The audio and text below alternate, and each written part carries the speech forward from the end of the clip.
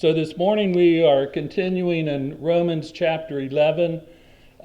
We have been talking about faith, righteousness, the Jews, the Gentiles.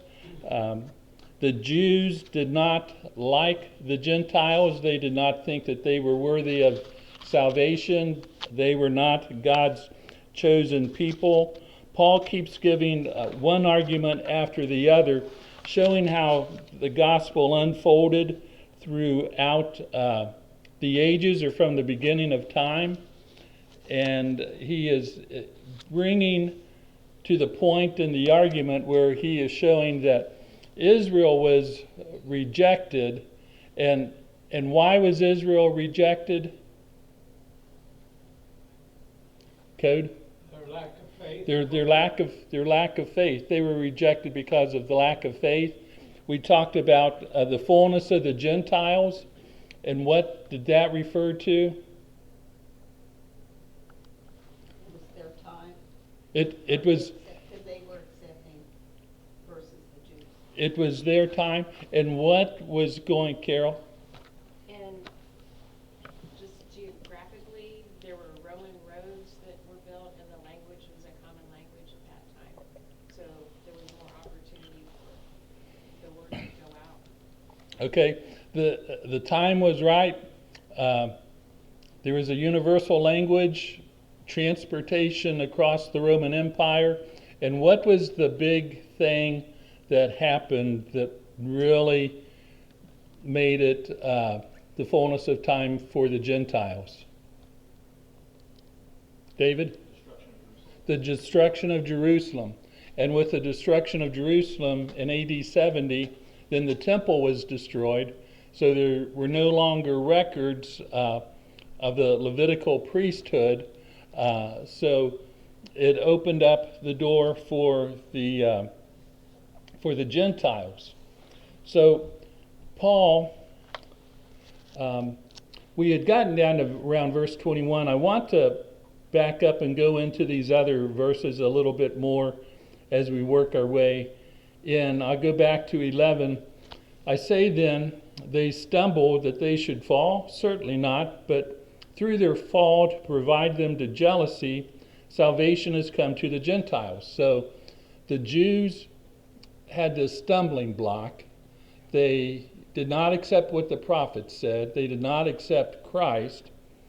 Verse 12, now, if their fall is riches for the world and their failure riches for the Gentiles, how much more their fullness?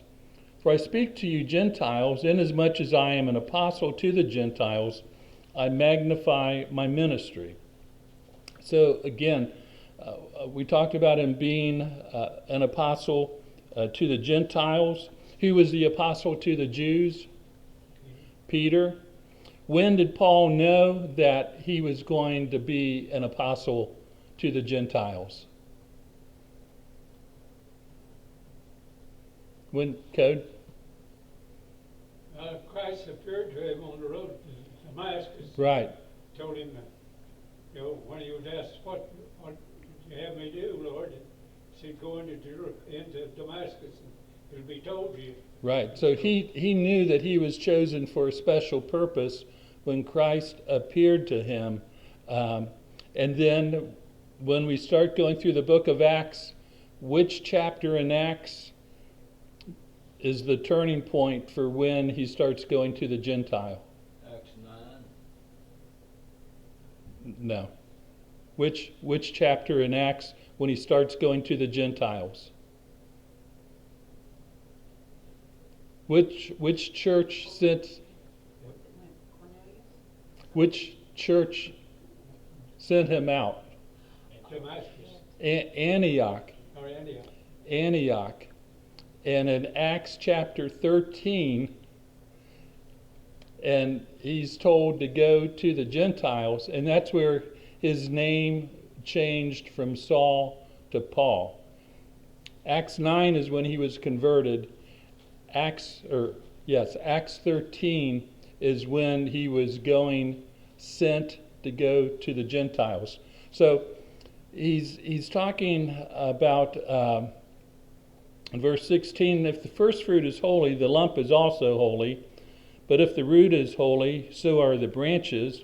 And if some of the branches were broken off, you being a wild olive tree were grafted in among them, and with them became a partaker of the root and the fatness of the olive tree. Do not boast against the branches, but if you do boast, remember that you do not support the root, but the root supports you. So the Jews were going to be cut off. He's using, again, lots of different imagery. They're going to be cut off. And what's the image that he's using here in chapter 11? The olive tree. The branch is going to be broken off. So I'm going to have a little horticulture lesson here. So there's different ways of grafting. This is one of the ways right here. But you see a new stem is put on to an existing plant. One of the things that is common to graft is apple trees. And you can take, you probably can't see it out there, but there's like a V cut here and a slice here where they are cut off the old branch and put on the new. And like they used to sell years and years ago, I remember getting the catalogs and an 7-in-1 apple tree. You can have 7 varieties on one tree. And this is just 2 varieties, but they've grafted another variety onto that tree. So you can do it onto the trees. So recently we were on a trip, and you know I love trees and plants, and I saw these little dogwood trees, and I said, honey, we'll never find any dogwood trees like this. They were small, but the base of it was a big lump. It was a big lump, and I said, those have been grafted.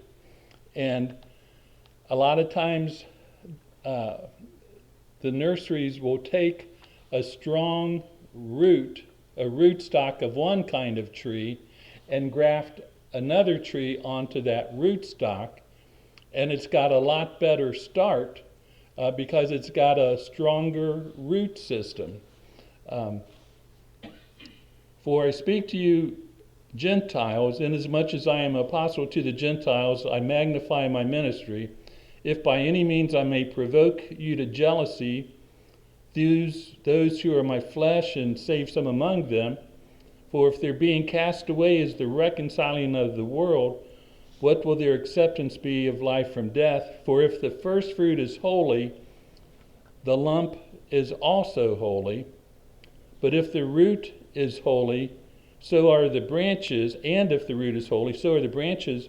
And if some of the branches were broken off, you being a wild olive tree were grafted in among them, and with them became a partaker of the root and the fatness of the olive tree. So what is this root in this example? What does the root represent?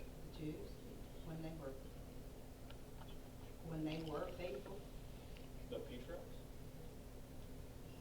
Code? The church? Okay, I was going to say Christ. God, Christ, the church. And if some of the branches were broken off, you being a wild olive tree were grafted in among them, and with them became a partaker of the root and fatness of the olive tree. Do not boast against the branches, but if you do boast, remember that you do not support the root, but the root supports you. What were the Jews doing all the time? What were they doing all the time? Turning away. Turning away? They were bragging. Bragging. They were bragging about themselves. We are Abraham's seed. We are of the stock of Abraham. And that would be like that apple tree if it could speak, the branch is boasting, and that apple tree isn't going to bear fruit unless it is in the root, unless it is growing in there. Here's a couple more slides. Here, if you can see on this where the bottom part goes straight up, there's a slice on the right, one on the left, and there is a branch grafted in on the left.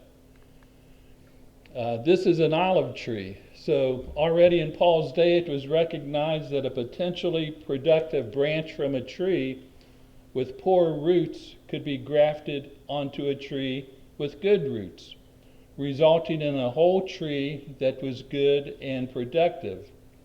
The large branch on the side of the stump in this photo is an olive branch that has been cut from one tree and grafted onto another. So you can see here's the old tree, and that branch was grafted in there. And again, I'm showing these because sometimes I think we just read right over it. But Paul's audience would have understood all of this, and it was just a common thing. And if you can get this, you can get being broken off and grafted in. If it wasn't for Christ, the Gentiles wouldn't be grafted in. Right. You know, so through Christ, that made the Gentiles equal with the Jews. Right. And And I was thinking, we talked about last week, that this was a turning point from the nation of Israel being God's people to the individual, either Jew or Gentile. So Jews who were part of the nation of Israel with the coming of Christ could accept and believe and follow and obey Christ, and they would be grafted in individually. And I think that was an unlearning thing that they had to go through, because every generation before them, we're the nation of Israel. so let me ask you a question so you can answer what you just answered the same way but different. So were all the Jews cut off this branch? No. No. Which ones were cut off? Disobedient. Those The disobedient, had no faith. the unrighteous, the ones that had no faith. The ones that had no faith. So were all the Gentiles grafted on? No. It was individual. All the Gentiles that had faith, that had a believing faith in that righteousness, were grafted in. So what's just different things go through my mind. So what does that tell us about our salvation? Once saved, always saved, right? No. I think another one a lot of people succumb to is, well, my parents are faithful, therefore I'm going to be okay because they're my parents. And there's no second generation Christian, I think is the thing we've heard people will say. So it's each individual is responsible for their own salvation. Each one is responsible for their own salvation. What is keeping that branch that is grafted in? What is keeping it alive? Tree. Ryan? Yeah, it's connected to the root. It's connected to the root. And if we aren't connected to the root, if we aren't connected to the stock, if we aren't connected to Christ, we're just a dead branch.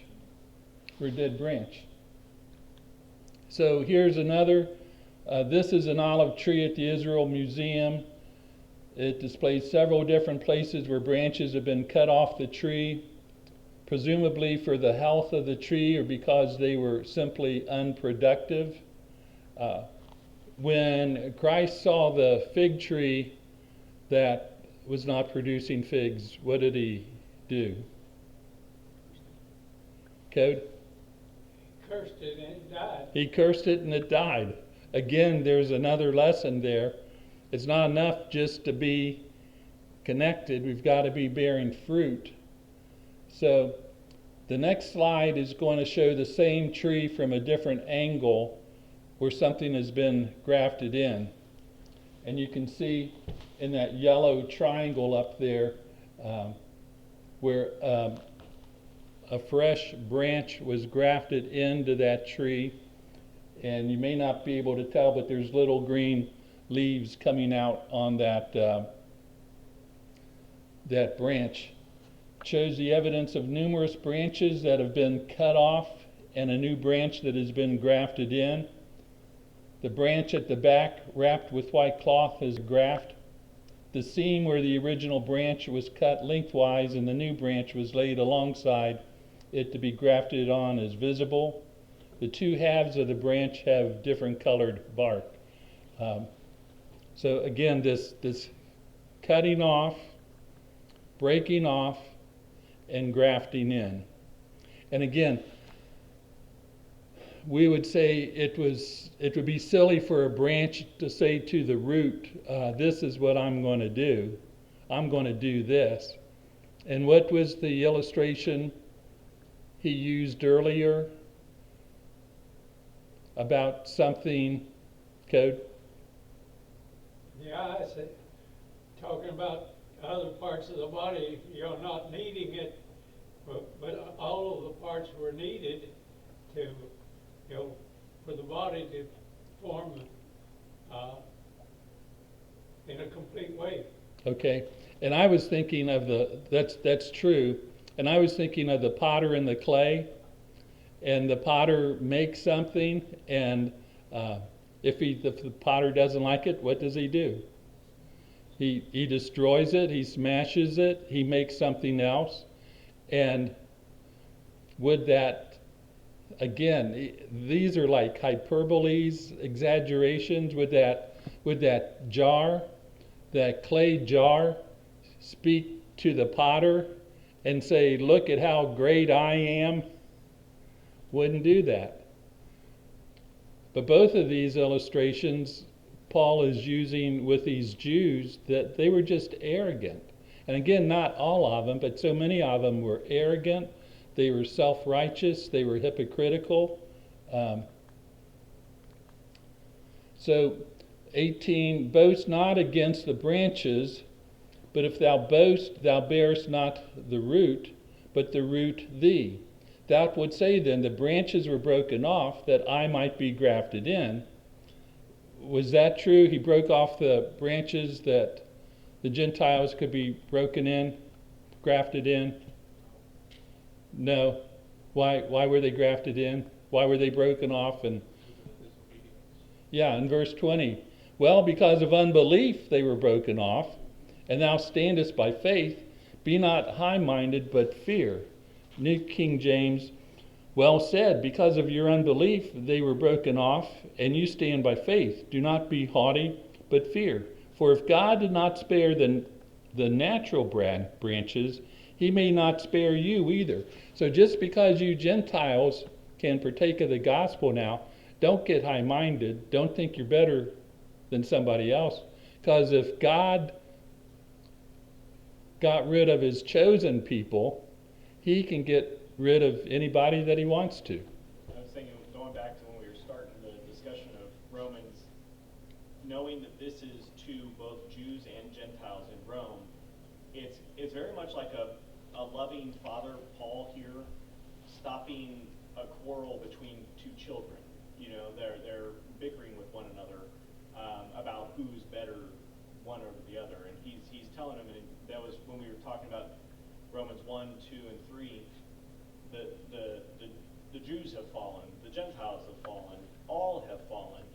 We are all equally condemned without Christ, and here he's rebuilding it, that the Jews may have had this idea that they were once, and they were, the natural branch out of the root, but now it's the individual, the Gentile, being grafted in, and you can be grafted out, but don't get high-minded.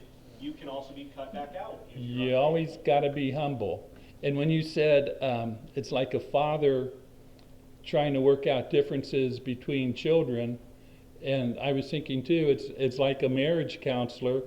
You have two parties, and there is something between them, and Paul is stepping in and saying, now just wait a minute. Look at what's going on. Look at what God has done. Look at what you're doing. And trying again to get them to see they need to have a believing faith. They need to have a righteous life. In verse 22, he says, well, I'll get this commentary, if by grace of God that the Gentile Christians are grafted in upon the Abrahamic stock and are his children by faith, only unbelieving Jews are broken off. The believing Jews remain, thus there is no cause for the Gentiles to boast. So again, it's on an individual basis. Verse 22, therefore consider the goodness and severity of God on those who fell, severity, but toward you goodness, if you continue in his goodness, otherwise you will also be cut off. Cut off. Okay.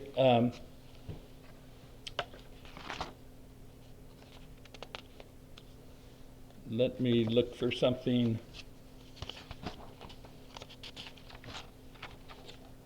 here.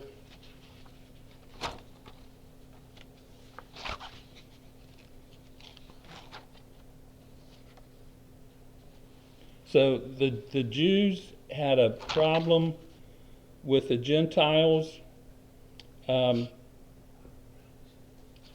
So I'm not seeing what I was looking for, but the goodness and severity of God. Do you hear a lot of people talking about that today? No. What do they talk about? Just the goodness. Just the goodness. Just the goodness. When we start at the beginning in the Bible, what do we read about God? Just generally speaking. He has all power. Yeah, and the goodness. I mean, he created everything. He created man and woman. He placed them in a garden. They had everything they needed. And then what happened? They sinned. And do we read about the goodness or severity of God then? Yes. The severity. He sent them out of the garden. Cain and Abel. What do we read about there? The severity, where there was a mark placed on him. You go on down through time, and you come to Noah, and we read about the goodness of God, right? Towards Noah. Towards Noah. And he waited 120 years while he was preaching, while Noah was preaching. And then when people didn't respond, we read about the severity. The whole world. How could a loving God kill the whole world? How could he do that? Because they wouldn't do what he told them to do. But he didn't want to kill them, but he did. David? I think it's like our study in Jeremiah on Wednesdays, where we're learning about it's really God very passionately speaking to Judah lovingly, like, I have done all these things, but you continue to choose idols, in their case, right, worshiping idols, others committing adultery in that sense, continue to choose these others over me. And when we talked about before, God rewards us with everything we want. If we want him, he rewards us with him. If we want the world, he lets us go have it. You know, and so the people that will be condemned that we've seen historically are all the people that have chosen the world over God. It's not that, and God doesn't want that. You know, that's the thing. Like, he's lovingly offering the way every single time, but the people are choosing to go against it. I want to go to Code, and then I want to go back to you. And when I go back to you, tell me what kind of God is. Code. All the time that Noah was building the ark, 100+ years, you know, he preached, but nobody believed him. He preached and nobody believed him. And so there was the severity of God. The severity. What kind of God is God? He's 100% loving and 100% just. That's okay. That's answer B. Okay. What kind of God is God? Back from the Ten Commandments. What kind of God is he? Jealous. Jealous. He is a jealous God. Thou shalt have no other gods before me. Nat? That was it. Yeah. God is a jealous God. He loves his people. Israel was his bride. He loves his people. But he has justice. And when his people do not obey him, there's the severity. How does God feel? How does God feel when his people do not obey him? Angry? Give me the name of a prophet. How does God feel when his people do not obey him? He's brokenhearted. He's brokenhearted. That's where I'm going. Give me the name of a prophet.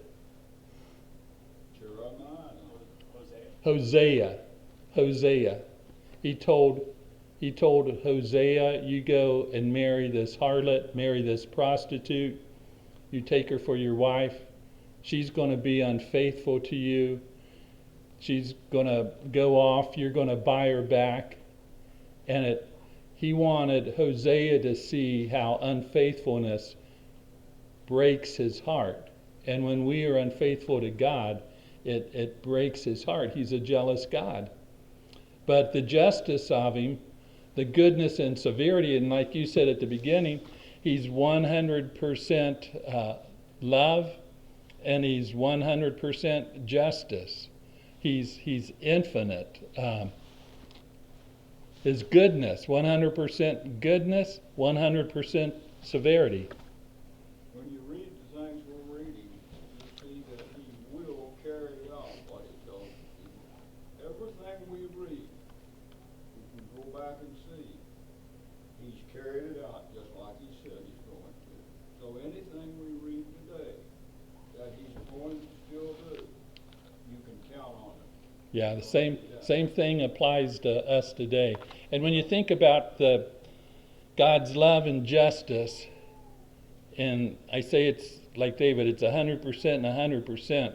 You stop and think, if his love was 51% and his justice was 49%, we'd all go to heaven.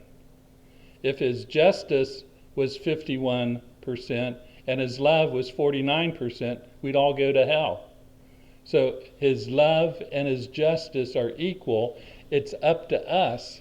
It's up to us to choose what we're going to do. And again, these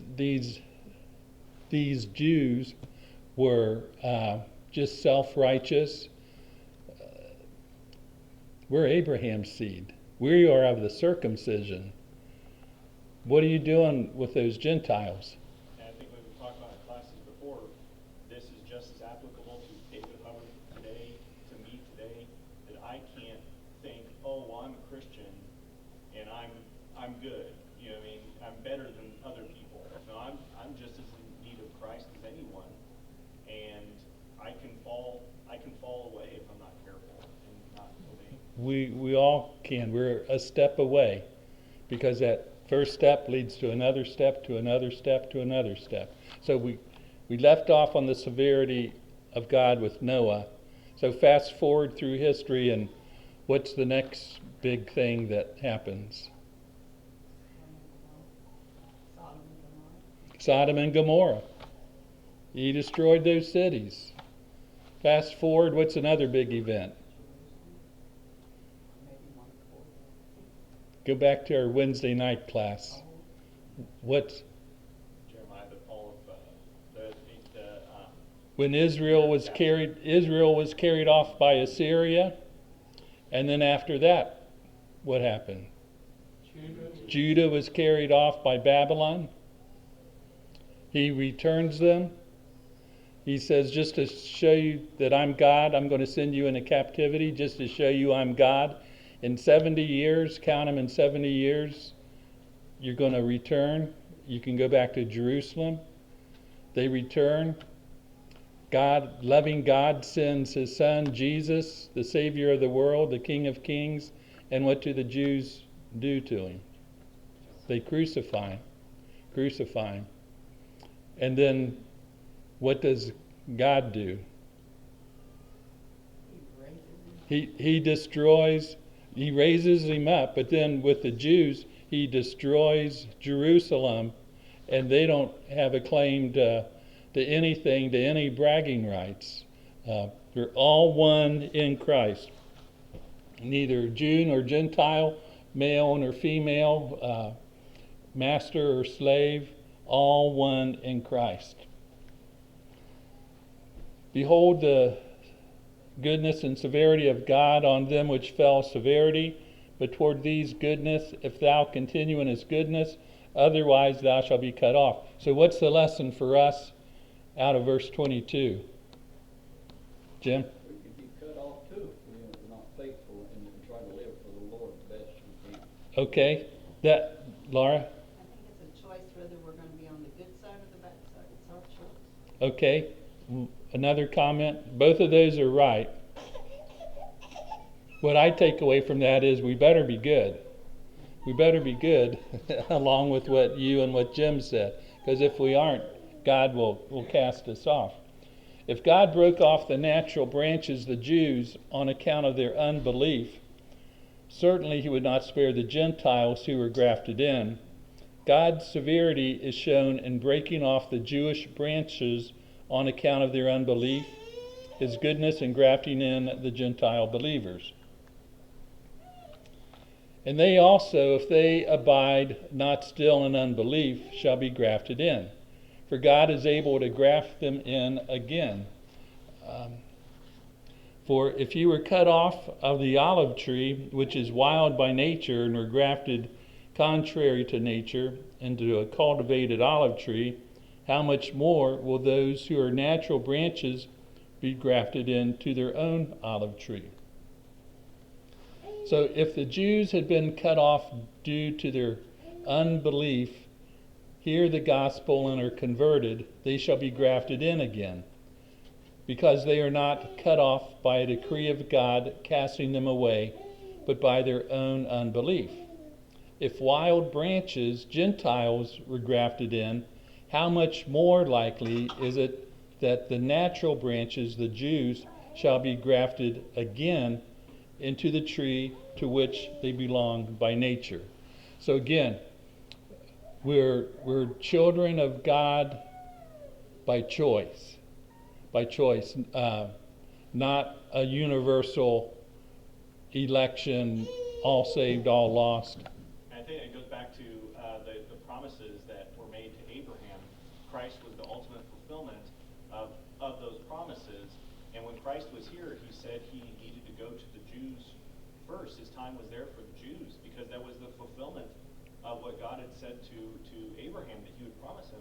But it also opened the doors for the Gentiles, and that was the problem that the Jews had at the time, was that they wouldn't believe in this Messiah that would be there for the Gentiles too. And so just when you look at the Bible, the Old Testament and the New Testament, so what's the first book in the New Testament? And who is Matthew written to? The Jews. You see, it's a natural bridge from the prophets in the Old Testament speaking to the Jews in the New Testament. And what's the phrase that is used over and over and over and over and over and over and over in Matthew? It is written. It is written. And where was it written? In the old law. It all fits together so perfectly, and they just couldn't see it. They couldn't see it because they were proud and arrogant and thought they were better than others. And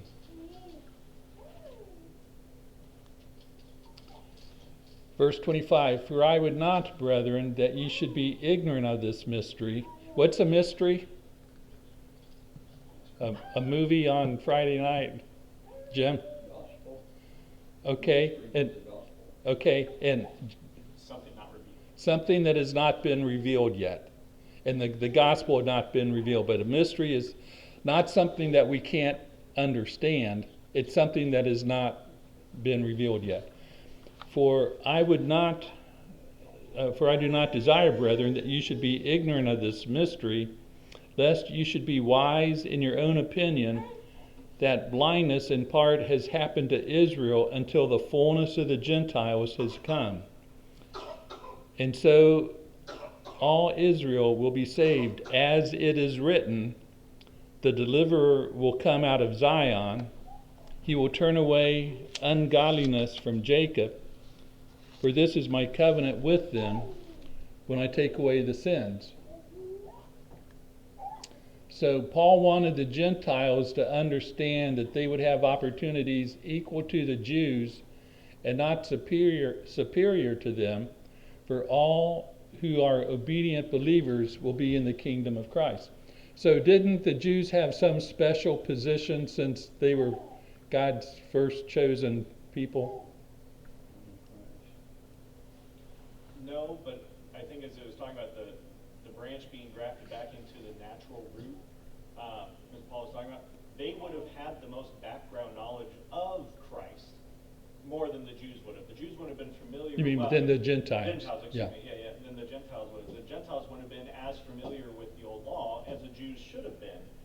All of the old law pointing to Christ, the root then. So it's like it would be more natural for them to be part of the kingdom because they had been prepared for it. But if they still chose to deny Christ, they couldn't be. They couldn't be. So what if some rich person liked me and they had me listed in their will, and then before that person died, they changed their will and some things were different, and I went to the reading of the will and the attorney was reading it, and I said, but wait a minute, I'm in their will. Look at what this person wanted to give me. What would the attorney say? Code? It wasn't the final will. No. Null and void. Null and void. And we have the Old Testament, the New Testament. The Old Covenant, the New Covenant. We aren't going back trying to redraw something from the old will. We're looking at this new will, this new covenant.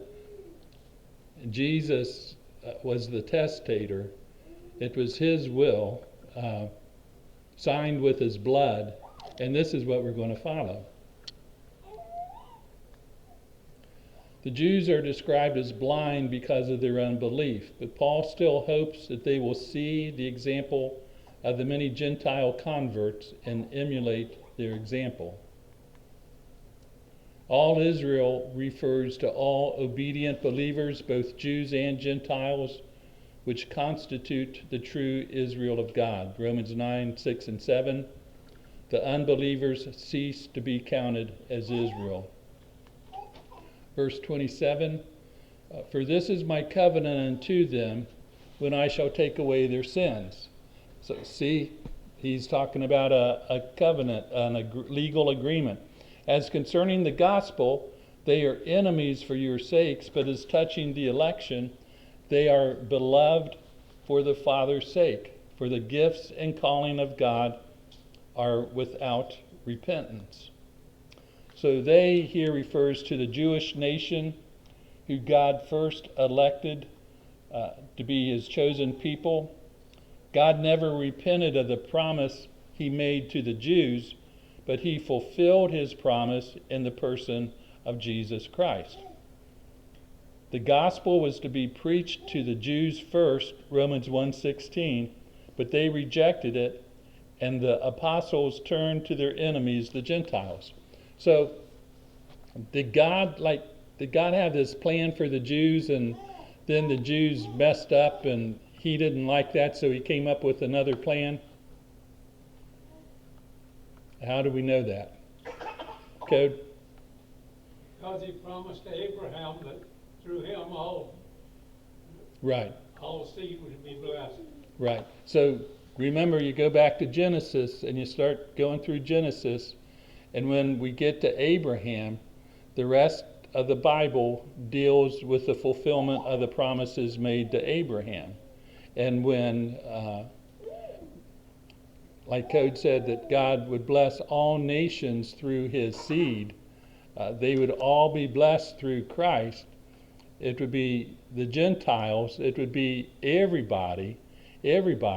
So sending Christ wasn't like plan B, it was from the beginning.